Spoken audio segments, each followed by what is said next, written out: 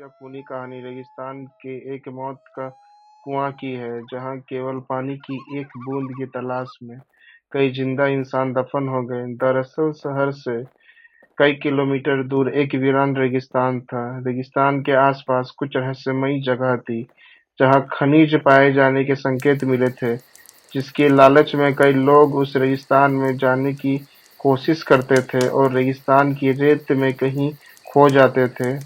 हालांकि कुछ लोगों का अनुभव वहां से वापस आने का भी था, लेकिन वह रेगिस्तान के ज्यादा अंदर तक प्रवेश नहीं कर पाए थे, इसलिए उनकी किस्मत अच्छी थी।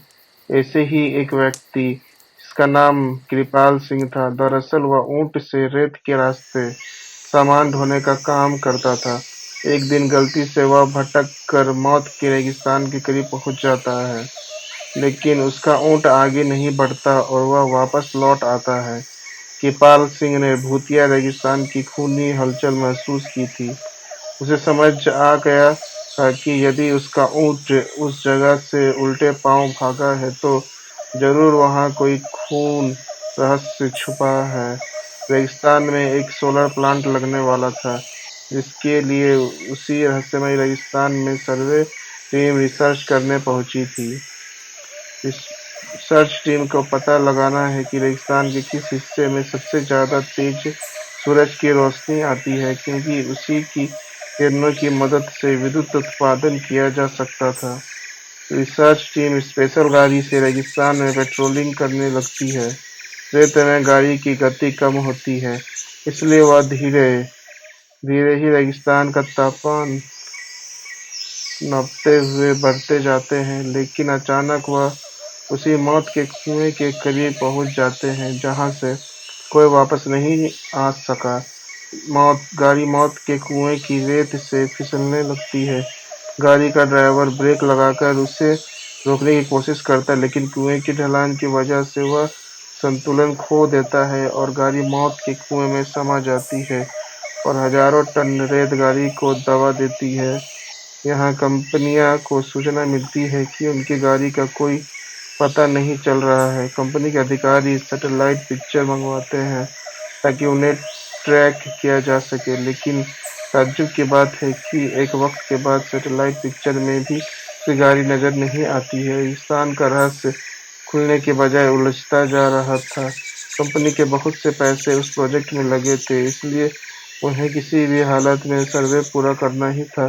कंपनी के अधिकारियों को पता चलता है कि कृपाल सिंह नाम का एक व्यक्ति उस सैटेलाइट पॉइंट से आगे तक जा चुका है, जिसके सबूत वीडियो में हैं। अधिकारी अपनी टीम के साथ कृपाल सिंह के घर पहुंचते हैं। कृपाल सिंह घर में खाना बना रहा होता है, तो अधिकारियों को दरवाजे पर देखते ही पूछता है कि आपको किससे मिलना है। अधिकारी उसे उसी के नाम से संबोधित करते हुए हाथ बढ़ाते कृपाल सिंह सभी को बैठने को कहता है, और जब उसे पूरी बात पता चलती है तो उन्हें मना करने लगता है। वह उन्हें बताता है कि वहाँ कोई रहस्यमय शक्ति है जो मुझे महसूस हुई है। आप अपना काम रोक दीजिए। लेकिन कंपनी के अधिकारी कृपाल सिंह को मोटी रकम की लालच देते हैं और उसे अपनी रिसर्च टीम का हिस्सा बना लेते हैं। कृपाल सिंह काफी समय से बेरोजगार था और उसके सर में कई लोगों की उधारी थी, इसलिए मजबूरी में उसे रिसर्च टीम का हिस्सा बनना पड़ता है। वह ज्यादा पढ़ा लिखा तो नहीं है, लेकिन वह रेत का बादशाह है है। उस रेगिस्तान में कृपाल सिंह से ज्यादा कोई नहीं गया था, इसलिए उसे कुछ लोग रेगिस्तान का जहाज भी कहते थे।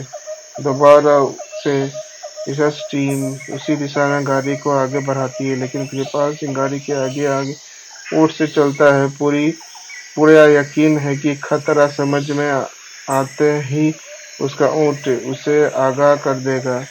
इस बार कृपाल सिंह काफी आगे तक बढ़ जाता है, लेकिन ऊंट कोई प्रतिक्रिया नहीं देता। कृपाल सिंह को संदेह होने लगता है कि कहीं ऐसा तो नहीं कि इस बार ऊंट को पता ही नहीं चल रहा हो कि आगे खतरा है। कृपाल सिंह के पीछे रिसर्च टीम की गाड़ी बढ़ रही होती है। अचानक गाड़ी की गति तेज होने लगती है और वह फिसलते हुए कृपाल सिंह बगल से आगे निकल जाती है। उन्हें समझ नहीं आता कि गाड़ी की गति अपने आप तेज कैसे हो रही है। धीरे-धीरे उसकी गाड़ी कुएं की रेत में चली जाती है।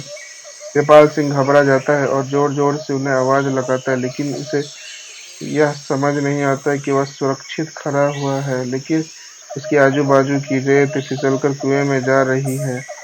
वह अपने ऊँट को पीछे करके वापस आ जाता है और जब कंपनी के सभी लोगों को यह पता चलता है, तो वह इस बात की गंभीरता को समझते हुए अपना कार्य रोक देते हैं। सभी उसे मौत का कुआँ चोर घोषित करते हैं। दरअसल वह कुआँ रेगिस्तान का रक्षक है, जो रेगिस्तान में रहने वाले जीव-जंतुओं की रक्षा करता है और वहाँ किसी भी प्रकार का बदलाव नहीं होने देना चाहता। स्वयं के अनसुलझे रहस्य के साथ यह कहानी समाप्त हो जाती है। अगर आपको मेरा स्टोरी अच्छा लगा हो तो मेरा चैनल को सब्सक्राइब कीजिएगा। Thank you.